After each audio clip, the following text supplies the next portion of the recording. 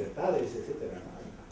Por lo tanto, esta fundación, que nació como homenaje a una persona, Juan José Gorricho, que tuvo cargos importantes en esta comunidad, entre ellos trabajadores, pero al margen de la sigla, fue un compañero de cuestiones que tienen que ver con la defensa del estado de bienestar y también con la lucha de los trabajadores de una reunión en Tafalla, cuando a las 10 de la noche pues, tuvo un accidente de coche y murió con 35 años.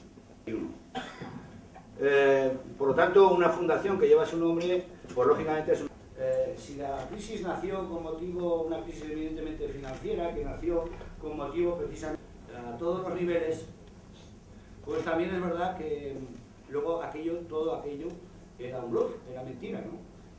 Y a partir de ahí, sin embargo, se han ido produciendo acontecimientos que, aprovechando que el Pisuerga pasa por Valladolid, pues no se cuestiona solamente una salida a la crisis, sino también se cuestiona qué salida debemos dar a la crisis.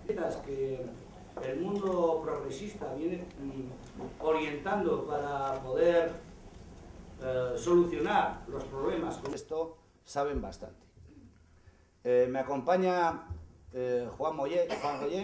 Conocéis a Juan Goyén, es secretario general de la Unión General de Trabajadores desde ya hace algunos años.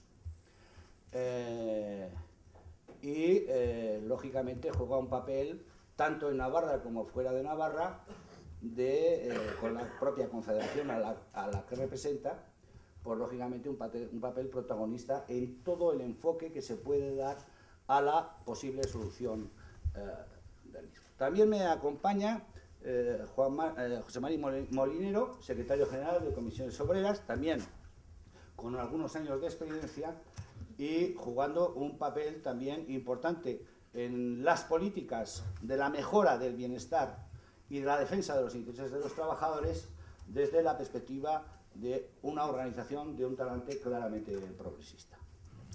Y finalmente me acompaña Roberto Jiménez, un líder joven que ha asumido responsabilidades máximas en los últimos 2 años en nuestra comunidad, parlamentario, secretario general del Partido Socialista, y que me consta que ha jugado un papel importante dentro de la propia organización a la que representa y a nivel del Estado, un papel importante en esas reuniones del Consejo, lo que llaman ellos el Consejo Territorial, donde se reúnen los secretarios generales con el propio secretario general federal, que es José Luis Rodríguez Zapatero, y su posición me consta que ha sido una posición de presión, incluso dentro de la propia organización, al objeto de alcanzar políticas de concertación que nos permitan dar una salida, como decía, solidaria a la crisis.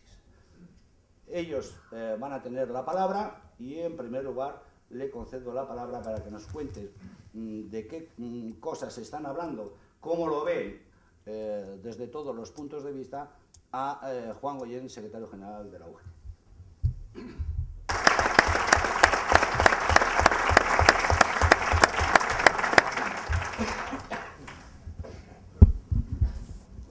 Bien, ahora nos va a dirigir la palabra Roberto Jiménez, secretario general del Partido Socialista. Muchas gracias, compañero y amigo presidente Miguel Ángel, Juan, Osmari, amigas y amigos, muy buenos días.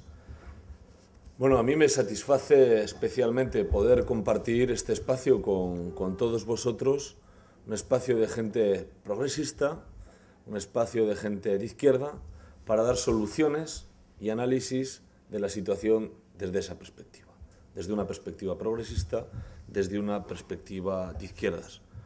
Yo he de reconocer, me parece bien, que la izquierda por naturaleza es crítica, pero crítica pensando siempre en avanzar y mejorar. Pero creo también, es una firme convicción, que la izquierda no puede perder nunca el sentido de la realidad. Por tanto, hagamos un pequeño histórico de lo que ha acontecido en los 3 últimos años. Finales del 2007 se empiezan a encender algunas alertas diciendo que viene un periodo de desaceleración de la economía, que era lo primero que se nos trasladaba. A lo largo del 2008, fundamentalmente en el mes de octubre, hay un colapso del sistema financiero. Como consecuencia, todos saben que quiebra Lehman Brothers, AIG, y en España y en Europa hay un fenómeno de estanflación. Un fenómeno de estanflación. A lo largo del 2009, con lo que nos encontramos una vez que bajan los tipos de interés, nos encontramos con una destrucción de empleo en España masiva. Masiva. En torno a 2,5 millones de puestos de trabajo se destruyen en España en el año 2009. Les voy a dar otro dato. El país de la OCDE que más empleo destruyó. Pero ¿saben otro dato por contra? Fue el país de la OCDE donde más crecieron los salarios, un 3,6%. Año 2010. Nos encontramos que, como consecuencia de lo que el Gobierno de España, las administraciones públicas, hicieron para fomentar la economía, es decir, sustituir a la iniciativa privada por medio de la pública, haciendo una gran inversión, cuyo ejemplo paradigmático son los planes E, es verdad que como país nos endeudamos de una manera muy importante. Y en el 2010 vienen los problemas con los mercados, que atacan la deuda soberana de nuestro país. Yo quiero decir una cosa. Es verdad que como país tenemos un gran endeudamiento.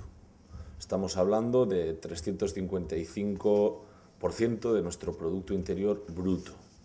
Bien, el Gobierno de España, frente a lo que se diga, tiene un endeudamiento de 57 puntos porcentuales de esos 355. El resto es de los particulares, de las empresas y del sector financiero. Esta es la situación de nuestro país. Y a partir de ahí, efectivamente, ocurre lo que todos ustedes saben, lo que todos vosotros sabéis, en el mes de mayo, con un decreto duro, y hay que reconocerlo, pero absolutamente necesario. Esa es la historia en la que nos hemos movido. Esta es la realidad. Pero también la realidad que tenemos es que se dice, esto se podía haber previsto antes. Se suele trasladar siempre desde los ámbitos más conservadores. Y yo siempre pongo dos ejemplos. Pongo dos ejemplos. Uno, los presupuestos para el 2008, que se hacen a finales del 2007, donde en Navarra se plantea un crecimiento de un 10% de los presupuestos, porque se prevé que la economía, aunque no crezca tanto como en el 2007, seguiría creciendo. Con lo cual, error. Y el otro ejemplo, que el otro día vimos, fue el del todopoderoso presidente del Fondo Monetario Internacional, en aquel momento Rodrigo Rato, que también erró él con sus miles de asesores y de expertos que no visionaron esta situación. Por tanto, este es el histórico en el que nos movemos. Por tanto, también tenemos que saber dónde estamos. Formamos parte de Europa. Para bien y para mal, yo considero sin ninguna duda que muchísimo mejor que de otra manera. En mi caso considero que para bien. Estamos en una economía globalizada. Por tanto, las medidas que se pueden abordar no se pueden abordar desde una perspectiva local o desde una perspectiva nacional. Han de ser políticas coordinadas. Y cuando hablamos de políticas coordinadas en el ámbito europeo, efectivamente encuentran en contradicción intereses de distinta naturaleza. Los ideológicos, evidentemente, y los de los países. Con lo cual, concertar políticas en este contexto se hace especialmente complicado. Tenemos algunas carencias importantes que se han puesto encima de la mesa a lo largo de las dos intervenciones que me han precedido. Falta de gobernanza europea, por lo que les acabo de decir. No ha habido unos criterios claros, se ha estado demasiado tiempo debatiendo y cuando se han querido tomar determinaciones, en algunos casos ha sido tarde y con consecuencias muy dolorosas, especialmente para las clases más desfavorecidas, especialmente para los más débiles, que son los trabajadores, que quiero decir alto y claro, no son los responsables de esta situación. No son los responsables de esta situación. Pero esta falta de gobernanza europea también se debe a una falta de proyecto claro, de proyecto político como Europa. Los países, los estados, no quieren soltar la manija y hacer un verdadero gobierno europeo. Por no hablar de economía, una cuestión bien reciente. ¿Es razonable lo que ha ocurrido a lo largo de estos días, la reacción europea respecto a Libia? ¿Es razonable que se adelante un primer ministro a la representante de Asuntos Exteriores de la Unión Europea en la visita a Libia? Ni en eso somos capaces de ponernos de acuerdo. Por tanto, es verdad que falta una coordinación, hace falta una visión, hace falta un proyecto europeo en toda regla. Yo creo que vamos a avanzar. Es verdad que hay una política monetaria común, pero yo estoy convencido que más pronto que tarde, bueno, convencido, y les digo más, les voy a contar aquí un secreto y algún otro dato más que manejamos, más pronto que tarde va a haber una armonización fiscal y va a haber una política común fiscal en el seno de la Unión Europea. Porque, aun estando de acuerdo con buena parte de las medidas que se han planteado aquí que se pueden hacer desde el ámbito nacional, podemos hacer todas esas políticas fiscales. Yo estoy de acuerdo. Además, me siento identificado. Pero si las hacemos nosotros y el que está al lado no las hace, ¿cuáles son las consecuencias? ¿El dinero quién lo sujeta? Nos podremos quedar la mar de a gusto, ¿eh? Nos podremos quedar la mar de a gusto. Pero el dinero pasará a la frontera, ¿eh? El dinero pasará a la frontera dentro del territorio euro. Y en el momento que pase la frontera, aquí tenemos un problema. Y el problema vuelve a afectar siempre a los mismos. Por tanto, sentido de la realidad. Es verdad que hace falta más regulación. Yo estoy de acuerdo.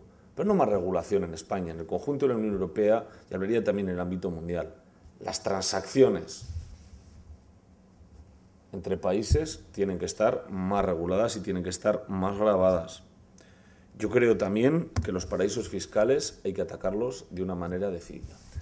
Es curioso, algunas de estas cosas el presidente Zapatero las trasladó, la verdad es que con muy poco éxito.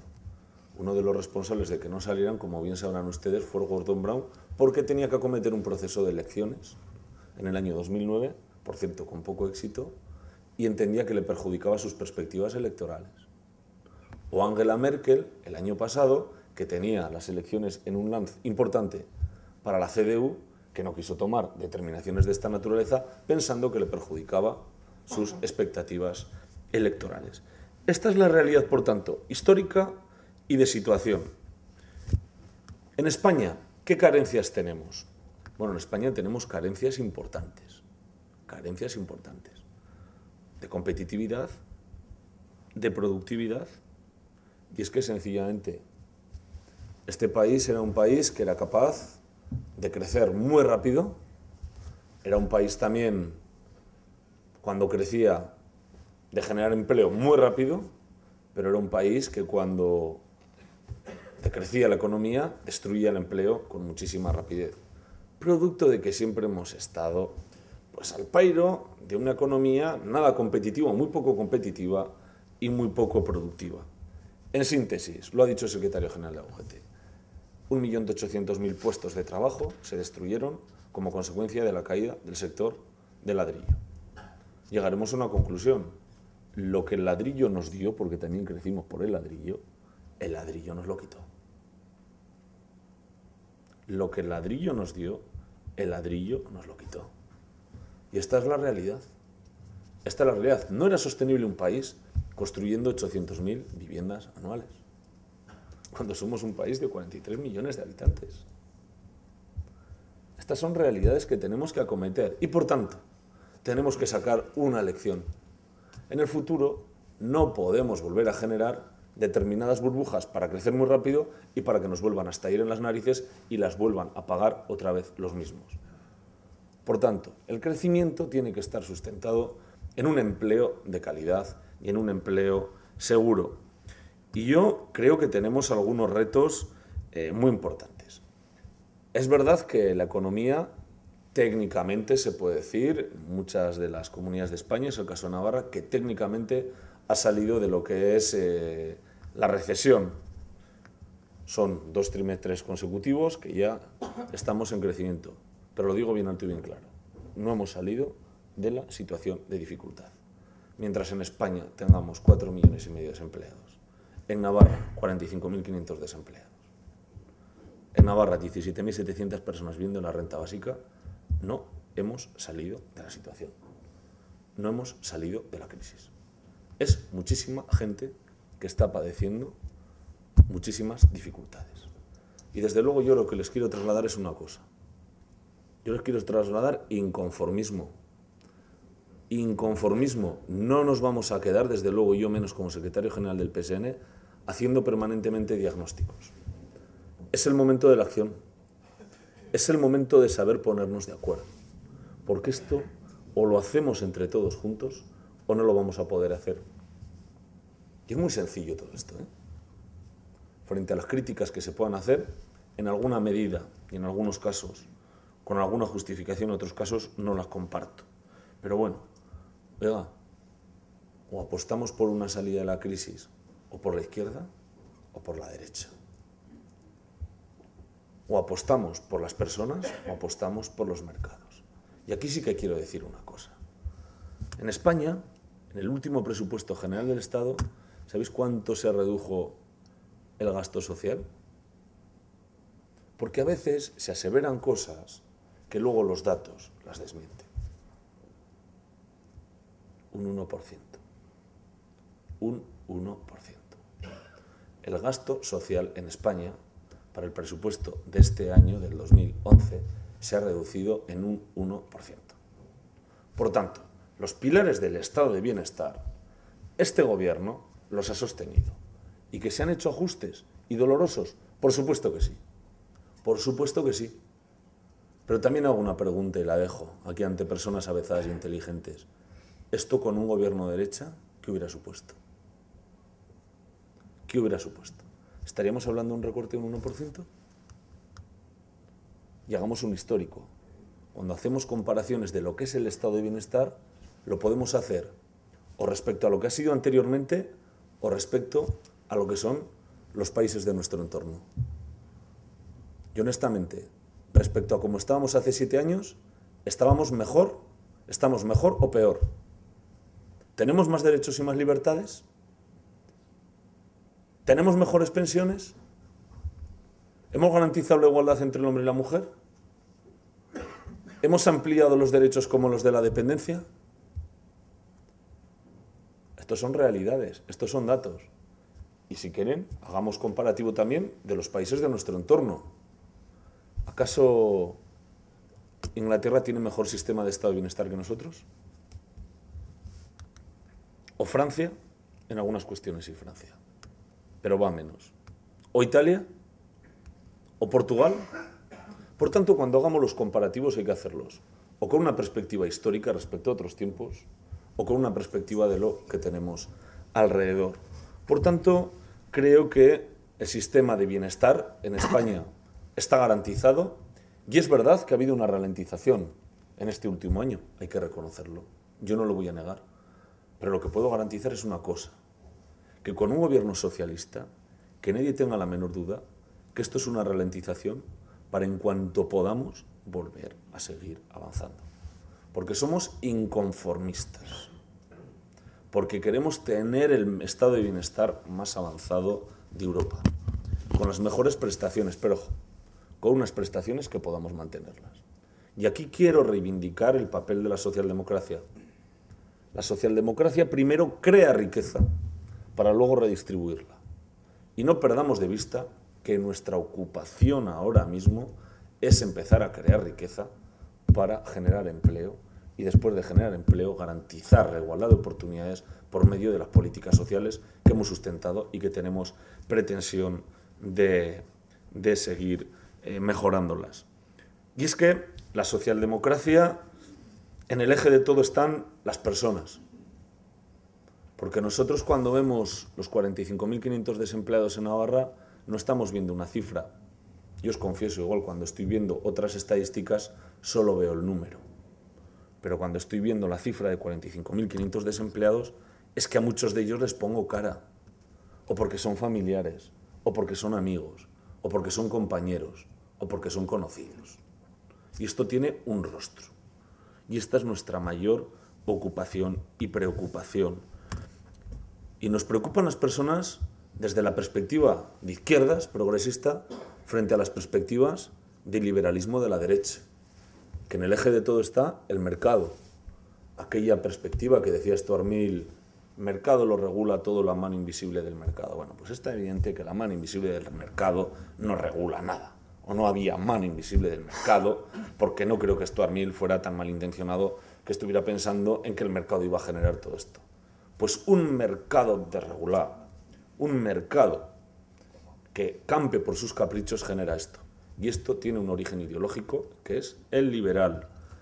Y desde luego nuestras políticas son unas políticas, insisto, basadas en lo que son la igualdad de oportunidades y la redistribución de la riqueza. Quiero hacer referencia a la situación de Navarra. Les hablaba de 45.000 desempleados, 17.700 personas en renta básica. Me sorprende que cuando hablamos siempre de España y no hablamos de Navarra. ¿Por qué no hablamos de las listas de espera en Navarra? Porque es estado de bienestar. Aquí hay algunas mujeres. ¿Cada cuánto se pasaba antes la revisión para el cáncer de mama? Cuando había una administración socialista, cada año. ¿Ahora cada cuántos llaman? 2, 3, ¿no? Esto es un retroceso del estado de bienestar. Las revisiones ginecológicas, ¿cada cuánto? Ahora. ¿Y cuánto antes? Esto es una disminución del estado de bienestar. La salud mental, cuando se tiene una dificultad, ¿cuándo te atienden? Que vas con un síntoma de estrés, te atienden a los 4 meses. Esto es una disminución del estado de bienestar. La atención a las personas con dependencia, ¿cada cuánto se valoran? A los 6 meses. Esto es una disminución del estado de bienestar. Los centros escolares, ¿cómo están? Podemos hacer el comparativo respecto a otras comunidades autónomas. Manolo está ahí, presidente de una PIMA. ¿Qué ordenadores tenéis, Manolo? Los que le sobran a la UNA. Esto es una disminución del estado de bienestar. No vayamos a las grandes cifras de España y pensemos que aquí estamos bien. Aquí hay muchos problemas y muchas dificultades y tenemos que darles cara. Y tenemos que darles cara. Y para eso nos necesitamos todos, codo con codo. Porque yo estoy convencido que nuestro modelo, más allá de las diferencias, nuestro modelo social es el mismo. Es un modelo que vela por el bienestar del conjunto de los ciudadanos. Es un modelo que quiere una salida a la crisis por la izquierda, no dejando atrás a nadie. ¿Y tenemos algunas recetas para salir de esta situación? Claro que sí, y me voy a ceñir en Navarra. Yo creo que para mejorar competitividad hay 3 cuestiones que son fundamentales. Algunas de infraestructuras. Supresión de la brecha digital. No puede ser que algunas zonas de Navarra tengan acceso a las nuevas tecnologías y otras no. ¿Dónde está la igualdad de oportunidades para poder emprender y para poder crear riqueza?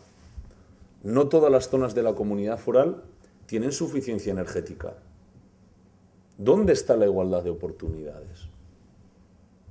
Y si hablamos de educación, estos días hemos estado viendo el sainete que ha preparado el gobierno de UPN con relación a la universidad pública. ¿Es un partido progresista? Nunca lo haría, ni unos sindicatos progresistas. Pero es que llueve sobre mojado, y quiero denunciarlo aquí. A lo largo de los 4 años, en los proyectos de borradores de presupuesto, han venido disminuyendo la partida para su financiación. En otro momento, vincularon a la dirección de la universidad pública a determinada tolerancia con prácticas de cale borroca. Ahora le intentan excluir del Instituto de Investigación Sanitario.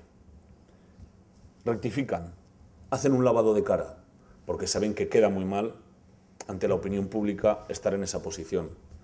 Pero lo más grave no ha trascendido. Lo más grave es la frase que dijo la consejera en sede parlamentaria.